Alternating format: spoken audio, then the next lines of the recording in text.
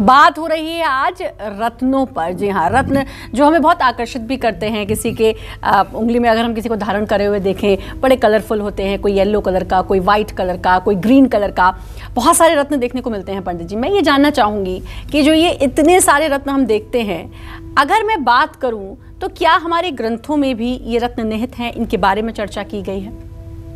एकदम की गई है। ग्रंथों में इन सभी रत्नों का वर्णन है और वेदों में इन रत्नों का वर्णन है। और आदिकाल से, जब से सृष्टि की रचना हुई है, तब से ये रत्नों की चर्चा है।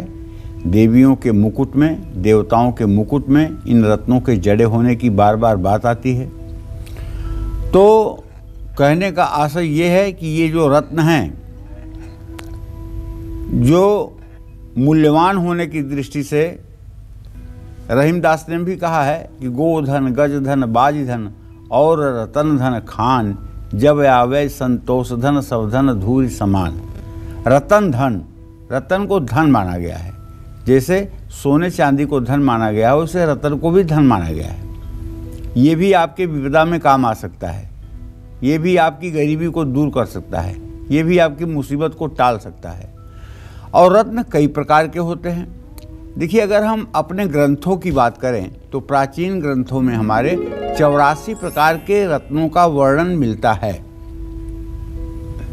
अब ये 84 प्रकार के रत्न को आप 3 भागों में डिवाइड करिए, 3 भागों में, 3 श्रेणियों में इनको विभाजित करिए।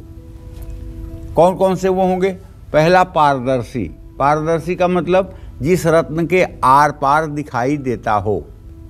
दूसरा, अपारदर्शी, ऐसा रत्न जिसके आर पार दिखाई न देता हो।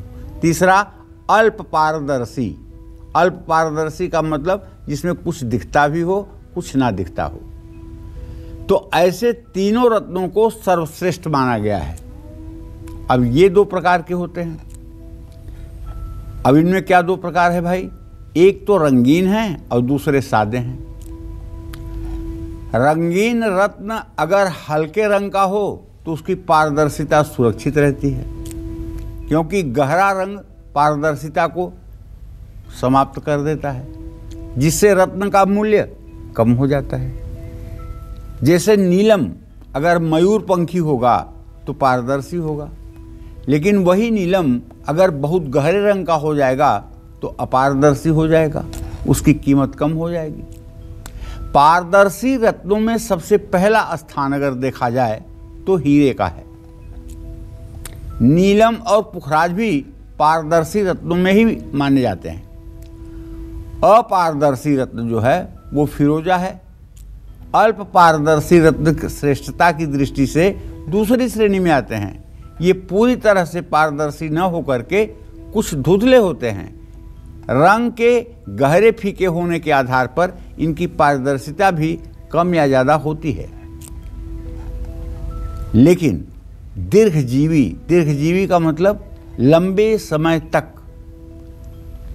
अपनी क्षमता को बनाए रखने वाले रत्न श्रेष्ठ माने जाते हैं। जो रत्न हर जलवायु में, हर क्लाइमेट में, हर ऋतु में, हर टेम्परेचर में, हर देश में, हर स्थिति में एक सा रहे, उसका रूप रंग ना बदले, कोई परिवर्तन ना हो, ऐसा रत्न सर्वश्रेष्ठ माना जाता है।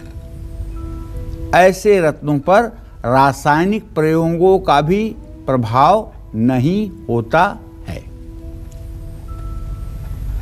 ऐसे रत्न आसानी से टूटते नहीं हैं और इनमें स्क्रैच, खरोच भी नहीं पड़ती है। हीरा, पन्ना, पुखराज, मूंगा, ये सब दीर्घजीवी रत्न हैं, इस बात को समझ कर रखिए।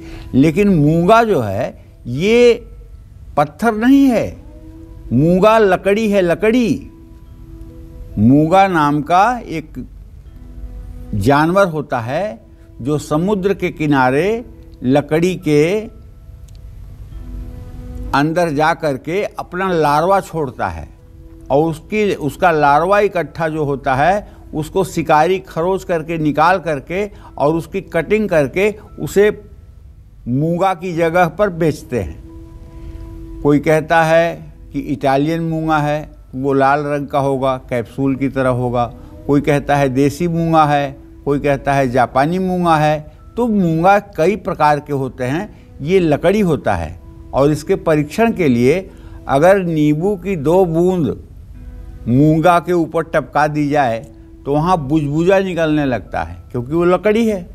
अगर वो प्लास्टिक का होगा, अगर वो नकली होगा तो कोई रिएक्शन नहीं होगा। और अगर असली होगा, उस पर 2 बूंद नींबू निचोड़ देंगे तो बुझबुझा निकलेगा और उसे पोंछेंगे तो वहाँ सफ़ेद हो जाएगा। फिर उसके बाद उसको धो देंगे तो फिर वो अपने रंग में आ जाएगा। तो कहने का आशय ये है कि मूंगा को पत्थर नहीं मान सकते हैं। मूंगा रत्न जरूर है, लेकिन ये कैसा रत्न है? एक जानवर के लार्वा से उत्पन्न हुआ ये रत्न है, इसलिए इसे लकड़ी की ही श्रेणी में माना गया है।